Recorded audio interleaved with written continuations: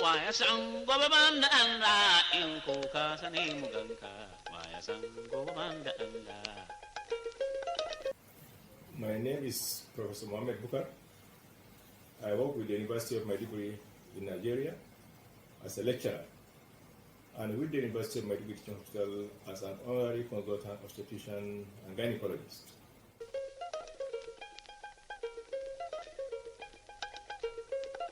The title of my talk is Understanding the International Ovarian Tumor Analysis Lexicon. Learning objectives for this lecture are 1. To know the IOTA lexicon, and 2. To apply the IOTA lexicon in our day-to-day clinical practice. Greetings from Borno State, the home of emerging peace. Ya yi gida da moto sannan ya samu aiki malam akwai a tashi wani ticen ku bai da keke to mai yasa hakan nan. All images for this presentation were of patients managed in 2 hospitals in Maiduguri, the capital of Borno State. Today, researchers are encouraged to use standard terminology. In gynecology, there are so many consensus statements, from idea to MUSA, from MUSA to IETA. But for the purpose of this lecture, we are going to focus on the IOTA consensus statements. This landmark paper, published over 2 decades ago, gave birth to the terms, definitions, and measurements to describe the sonography features of adnexal tumors.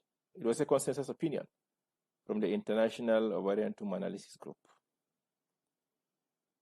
We are all aware that TVS is the recommended method for diagnosis of adnexal masses. When we talk about the adnexa, we are not only making reference to the ovary, because the tubes are also part of the adnexa.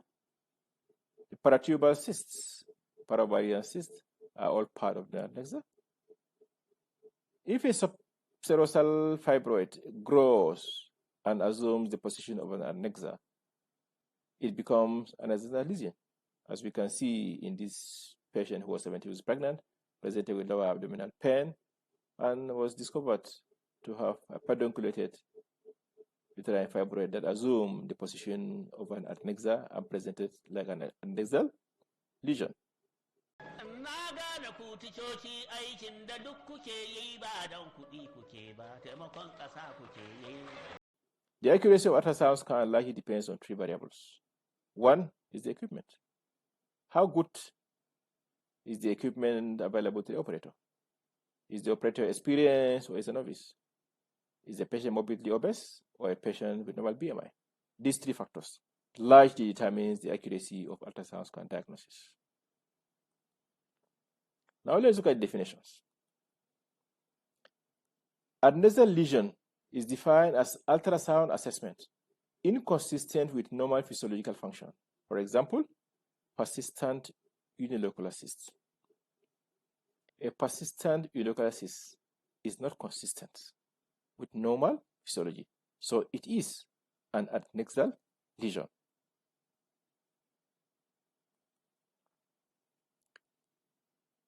A septum is a thin strand of tissue running across the cyst cavity from one internal surface to the other. Like we can see here in this case of endometrioma, where you have a complete septum, and in this case of hydrosalpinx, where you have an incomplete septum. A lesion is said to be solid if it exhibits high echogenicity, suggesting the presence of tissue like myometrium, ovarian stroma, as you can see here, myoma, or fibroma. The outline of a tumor is described as smooth or irregular. As you can see, the outline of this solid tissue or solid lesion is irregular. This was a case of yolk sac tumor. Solid papillary projections is defined as any solid projections into the cyst cavity from the cyst wall with a height of greater than 3 millimeters. So any projection from the cyst wall into the cyst cavity, measuring more than 3 millimeters, is considered a papillary projection. If it is less than 3 millimeters, it is considered wall irregularity. It can be smooth or irregular. Only the inner wall of the cyst is considered. When you talk about smooth or irregular, it is the inner wall that is considered in a cyst, as opposed to a solid lesion where it is the outer wall that is considered as either smooth or irregular. When there is doubt as to whether the tissue is solid or blood clot, consider the tissue as solid. Use the worst case scenario. But you can push the lesion or apply color. Only living tissue take up color. Blood clot will not take up color. Solid tissue will not move on pushing the lesion, while blood clot will move, as you can see in this video. You can see this blood clot moving, and pay attention here and see a debris detached from this and gravitates down, because this is blood clot. A solid tissue will not move. When measuring the papillary projection, do not include the cyst wall. Just measure the height of the papilla. When it's greater than 3 millimeters, it is called papillary projection. Less than 3 millimeters is wall irregularity. When the indentation between the papillae is less than 50%, you consider the papilla as a single papilla. But if it's more than 50%, you consider it as two separate papillae. This is an endometrioma with a sludge. So this sludge should not be considered as papillary projection because it is not solid tissue, but the wall of this cyst is irregular because of the presence of the sludge. Acoustic shadows is loss of acoustic echo behind a sound absorbing structure, as we can see here. Acoustic shadow giving the typical tip of the iceberg sign seen in dermoid cysts. Ascites is when there is fluid outside the pouch of Douglas. It is recorded as either being present or absent.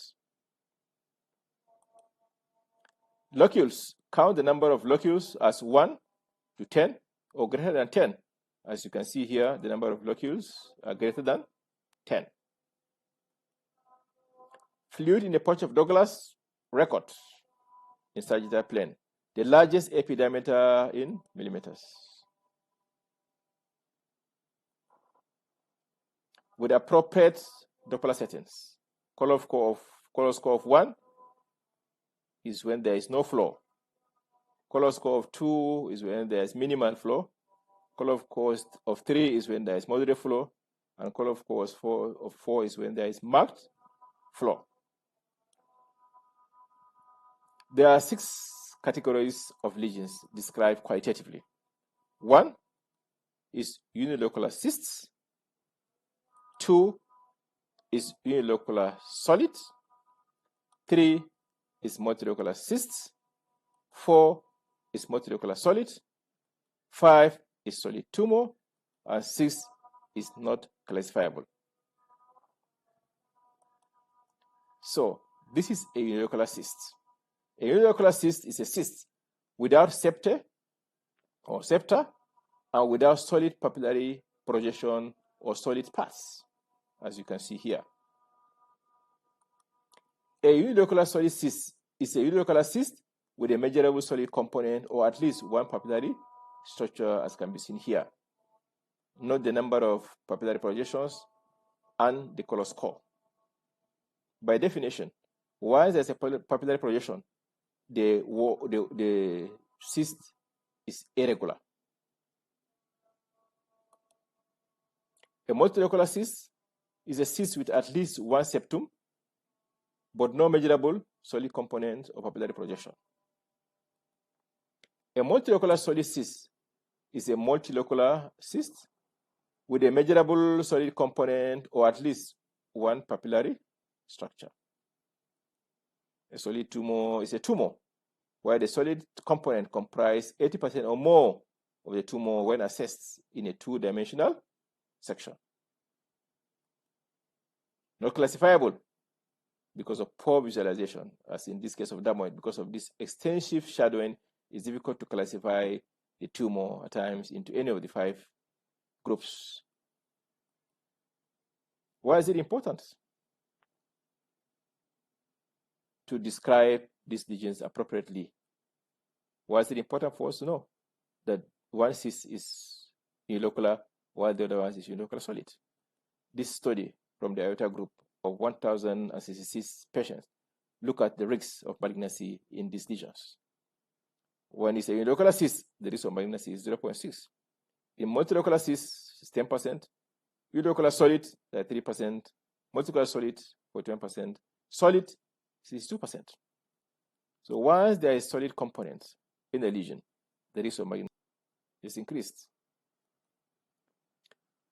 Tester and his group look at 113 lesions in pregnancy and the risk of malignancy. What did they find? When it is unilocular cyst, the risk is 0%. Multilocular cyst, 27%. Unilocular solid, 35%. Multilocular solid, 70%. Solid, 70%.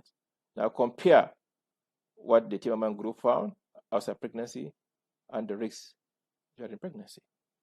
So it's important to correctly classify these lesions because it serves as a good prognostic factor.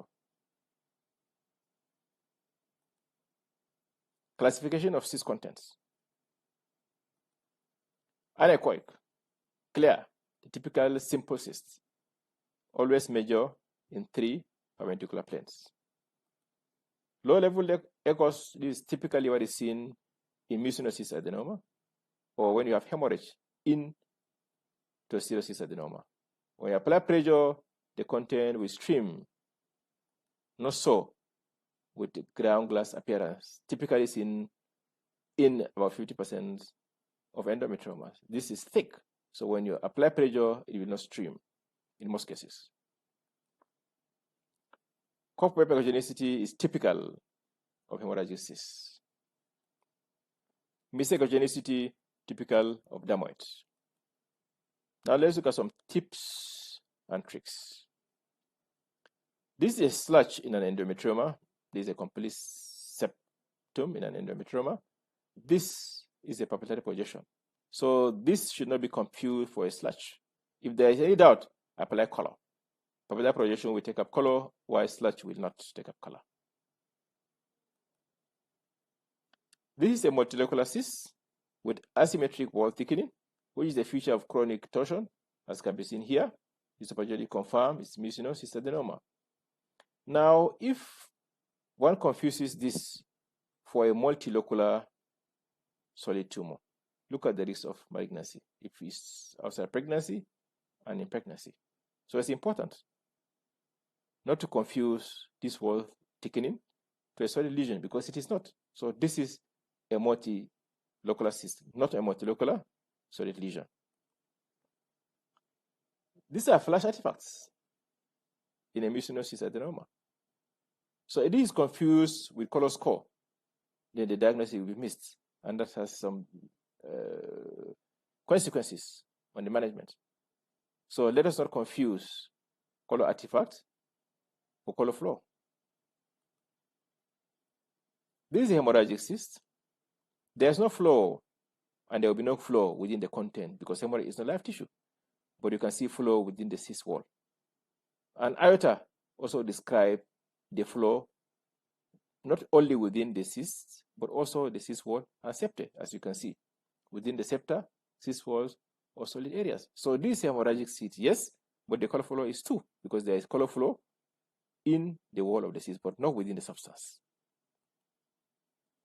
These are different contents of hemorrhagic cysts. In the early stages, hemorrhagic cysts are usually solid and can be confusing for a solid lesion. But remember the appearance of solid lesions like myoma, fibroma, ovarian stroma, and the myometrium. This is retractile clot. This is fresh hemorrhage. This is reticular pattern of hemorrhagic cyst. This is corpus hemorrhagicum, confused initially for a solid lesion. These are retractile clots. This patient conceived spontaneously, came in the first trimester with twin pregnancy and ovarian hyperstimulation syndrome. My interest here is to look at the hemorrhagic cyst within lenticular luteal cyst, and the changes that happen over 2 weeks. Now, so look at the hemorrhagic cysts, multiple hemorrhages within the thecal luteal cyst. 2 weeks later, look at the change, the diminution in size of the hemorrhage.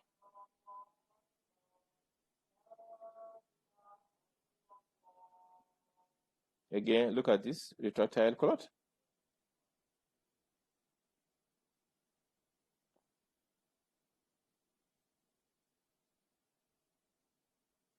And look at the diminution in size and compare this and the one that was seen 2 weeks earlier. Look at the difference. So this is changing pattern of hemorrhagic cyst. Corpus luteum can have different appearances. Here you have an all corpus luteum. Look at the appearance. Another all corpus luteum. This fresh corpora lutea. The Rokitansky nodule in a dermoid cyst is not a solid lesion, and as such, it should not be reported as a solid lesion.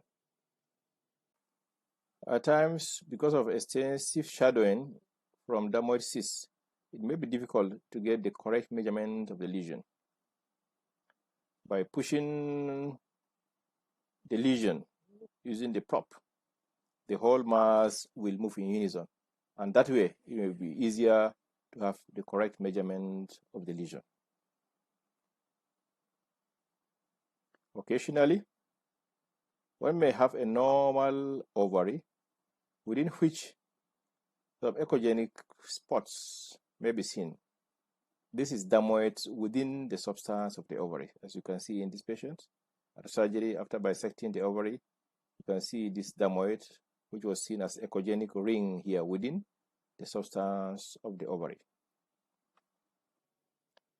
A hydrosalpinx is not a multilocular cyst because the septae are incomplete, so it is a unilocular cyst. If there's any doubt and the papillary projection is more than 3 millimeters in a hydrosalpinx, if you are not sure, consider that as a papillary projection. But if you are sure, as in this case, there's no point because it is not a papillary projection because it is not considered as a solid lesion. A solid tumor may contain papillary projections into a small cyst of a solid tumor. As you can see, this is a solid tumor.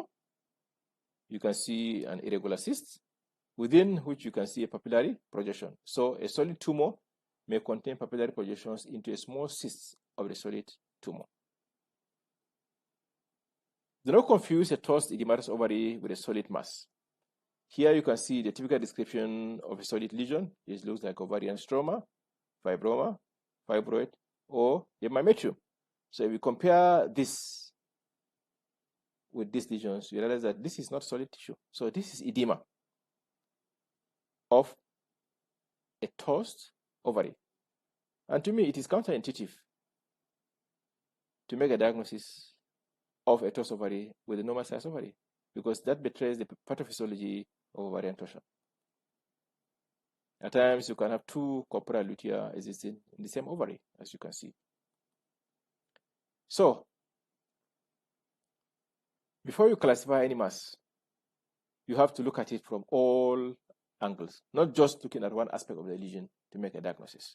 For instance, if you look at this image, if you make a diagnosis based on this, you are likely to be wrong because you've not seen the full picture. But when you have a full picture of this, you can now say exactly what kind of lesion you are dealing with. And that way, it will guide the management of the patient and reduce both morbidity and mortality.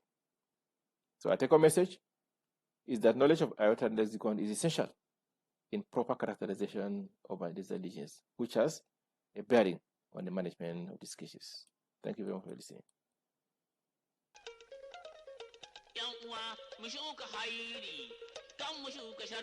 Sharri bai da magani, maganin sharri kaga kar mu yi shi.